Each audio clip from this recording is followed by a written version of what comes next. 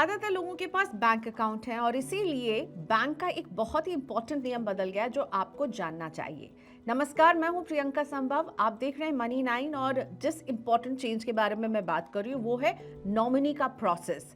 तो मैं आपको बताने वाली हूँ कि अब नॉमिनी के प्रोसेस में क्या चेंज आ गए हैं, इस चेंज को लाने के पीछे क्या मकसद है। और एक बात जो समझ में आ रही है कि बैंक और सरकार बहुत परेशान है जिस तरह से उनके पास अनक्लेम्ड डिपॉजिट का अंबार लग गया है। तो कोशिश यही है कि नॉमिनी के ये रूल चेंज अगर होंगे तो वहाँ कुछ राहत मिलेगी।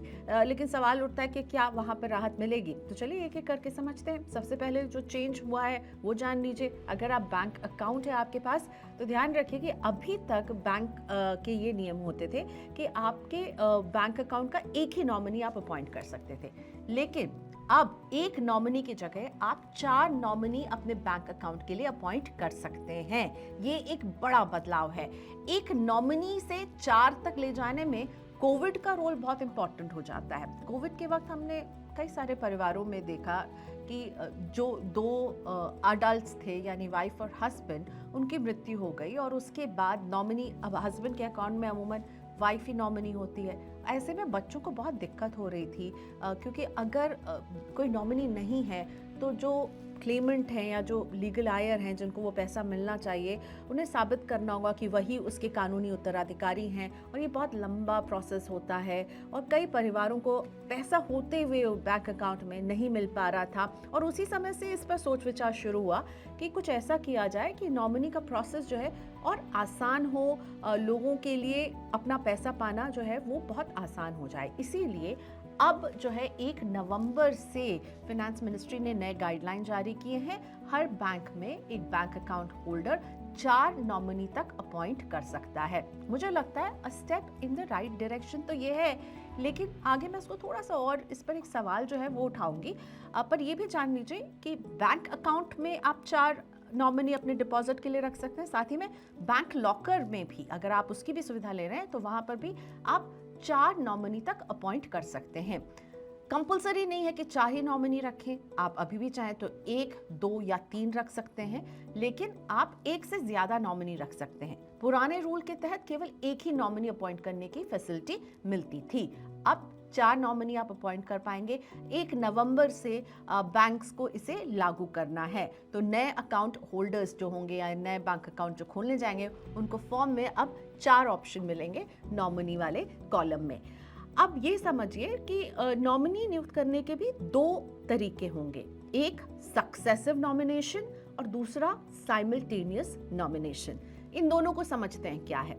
सक्सेसिव नॉमिनेशन, इसमें क्या होगा कि 4 नॉमिनी हैं और एक एक करके अगर पहला नॉमिनी नहीं रहता है तब दूसरे नॉमिनी का अधिकार होगा, अगर दूसरा नॉमिनी नहीं रहता है तब तीसरे नॉमिनी का अधिकार होगा और तीसरा नहीं रहता है तब चौथे नॉमिनी का अधिकार होगा। यानी अगर ABCD 4 नॉमिनी हैं और प्राइमरी बैंक होल्डर की मृत्यु हो जाती है तो सबसे पहले A का अधिकार है, लेकिन मान लीजिए कि A भी नहीं है तब B के पास वो सारे अधिकार चाहिए, यानी सक्सेसिवली ये आगे बढ़ता जाएगा। और जो दूसरा नॉमिनेशन है यानी कि साइमल्टेनियस नॉमिनेशन, इसमें आप मल्टीपल नॉमिनीज को हिस्सा बांट सकते हैं। मान लीजिए कि आपके अकाउंट में 10 लाख है और आपने इसके लिए 3 नॉमिनी अपॉइंट किए हैं, तो और आप इसको डिवाइड करेंगे 40-30-30, यानी 40% फर्स्ट नॉमिनी को, 4 लाख पहले नॉमिनी को मिल जाएगा, दूसरे नॉमिनी को 3 लाख और तीसरे नॉमिनी को भी 3 लाख। तो सक्सेसिव और साइमल्टेनियस ये 2 ऑप्शन आपको मिलेंगे बैंक अकाउंट के डिपॉजिट्स का जहां तक सवाल है।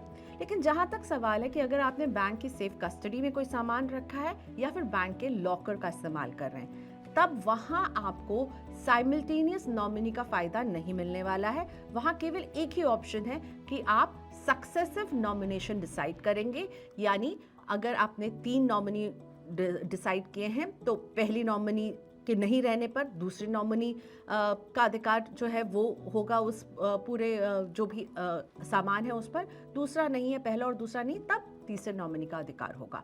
तो बैंक लॉकर्स और सेफ कस्टडी की जहां तक बात है वहां केवल सक्सेसिव नॉमिनेशन ही काम करेगा। अब नॉमिनी क्या होता है ये समझते हैं। नॉमिनी यानी कि अगर जो प्राइमरी बैंक होल्डर है अगर वो नहीं रहे तो जो भी पैसा है या जो भी संपत्ति है बैंक लॉकर के केस में वो किसको जाएगा, तो वो नॉमिनी को जाएगा। अब ये सवाल बार बार उठता है क्या नॉमिनी ही उसका उत्तराधिकारी है। देखिए, उत्तराधिकारी अलग हो सकते हैं और नॉमिनी अलग हो सकते हैं, लेकिन 4 नॉमिनी करने के पीछे ये भी एक सोच रही है कि मान लीजिए एक पुरुष है जो अपनी वाइफ को नॉमिनी बनाता है, पर वो चाहता है उसकी माँ भी नॉमिनी बने और उसके बच्चे भी नॉमिनी बने, तो उसे मल्टीपल ऑप्शन मिल रहे हैं। और ऐसे में क्या होगा कि अगर मान लीजिए किसी भी तरह से जो प्राइमरी बैंक होल्डर है और फर्स्ट नॉमिनी है वो नहीं रहे, तो कम से कम बैंक को पता होगा कि सेकंड या थर्ड या फोर्थ नॉमिनी के पास वो जा करके जो पैसा उनके बैंक अकाउंट में है उन्हें दे दे। लेकिन इससे ये मत सोचिए कि नॉमिनी जो है वो लीगल उत्तराधिकारी है। नॉमिनी सिर्फ उस पैसे का कस्टोडियन होता है, लीगल उत्तराधिकारी उसके जो फैमिली के मेंबर्स हैं वो होंगे, लेकिन बैंक ये नहीं डिसाइड करने वाला है कि ये पैसा जो है वो लीगल आयर को जाएगा या नॉमिनी को जाएगा। बैंक की ड्यूटी यही खत्म हो जाती है कि भाई जो नॉमिनी है बैंक उसको ये पैसा दे देगा। अब इस नॉमिनी की ड्यूटी यहाँ से शुरू होती है कि वो उस पैसे का खुद इस्तेमाल करेगा या उसके जो लीगल आयर होंगे उन सब में बांटेगा, और यहीं पर कानूनी विवाद हो सकता है, जिसमें अगेन ये इंपॉर्टेंट हो जाता है कि जो उत्तराधिकारी है वो सवाल उठाएगा, और वो सवाल बैंक से नहीं उठा सकता क्योंकि बैंक ने तो अपना काम कर दिया। तो बैंक की लायबिलिटी होती है कि ये पैसा नॉमिनी तक पहुंच जाए। और अक्सर अभी तक क्या हो रहा था, एक नॉमिनी होने पर अगर उस नॉमिनी को कुछ हो गया तो बैंक के पास फिर कुछ ऑप्शन नहीं होता था और वो पैसा इसी तरह से अनक्लेम्ड राशि का पहाड़ जो है वो खड़ा होता जाता। और हम सबको पता है कि जो अभी ताज़ा डेटा आया है उसे कि 1.84 लाख करोड़ का अनक्लेम्ड डिपॉजिट जो है वो depositor awareness and education fund DEAF में पड़ा हुआ है। इसका कोई उत्तराधिकारी नहीं है, और इस 1.84 लाख करोड़ की राशि में 90% हिस्सा बैंक अकाउंट में रखा हुआ वो पैसा है जिसको कोई क्लेम करने वाला नहीं है। तो कैसे जो पैसा है वो अनक्लेम्ड कैसे होता है ये भी समझ लीजिए।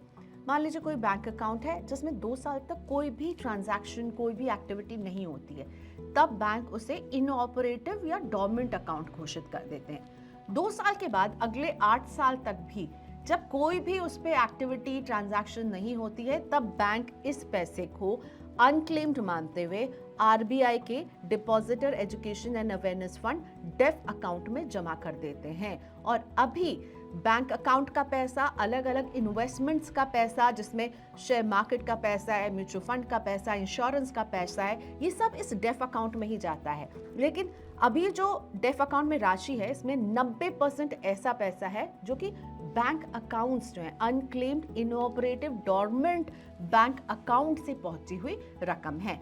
तो सरकार चाहती है कि नॉमिनी जब ज्यादा लोग रखेंगे तो वो पैसा किसी ना किसी तरह से उस परिवार को मिल जाएगा। पर मेरे मन में एक सवाल है, अभी जब एक नॉमिनी भी था तो हम में से कई लोग नॉमिनी अपॉइंट करने में ना सोचते थे अच्छा कर लेंगे कर देंगे, सोच समझ कर नहीं करते थे। कई बार देखा है कि दोस्त को कर दिया, कई बार देखा है कि बिना सोचे समझे कोई भी नाम डाल दिया या फिर कहा हम कुछ समय लेकर के करेंगे। और इसमें क्या होता था, वो पैसा अगर आप प्राइमरी बैंक होल्डर हैं और आपको कुछ हो गया तो वो पैसा ऐसे ही बैंक में पड़ा रहता था, उसे क्लेम करने के लिए कोई नहीं पहुंचता था। तो क्या 4 नॉमिनी होने से आपको लगता है, मुझे तो लगता है और उलझन हो जाएगी। अब 4 नॉमिनी डिसाइड करना अभी जब हम एक नहीं कर रहे थे, 1 से 2 नॉमिनी आप कर सकते थे, पर 4 नॉमिनी करने में कहीं ये और कंफ्यूजन का लेयर तो नहीं बढ़ जाएगा। खैर चाहे जो हो, सरकार की कोशिश तो यही है कि लोगों को आसानी हो, उनको ज़्यादा ऑप्शंस मिले, जो मुझे लगता है अब बैंक अकाउंट होल्डर्स को ज़्यादा ऑप्शन मिल रहे हैं।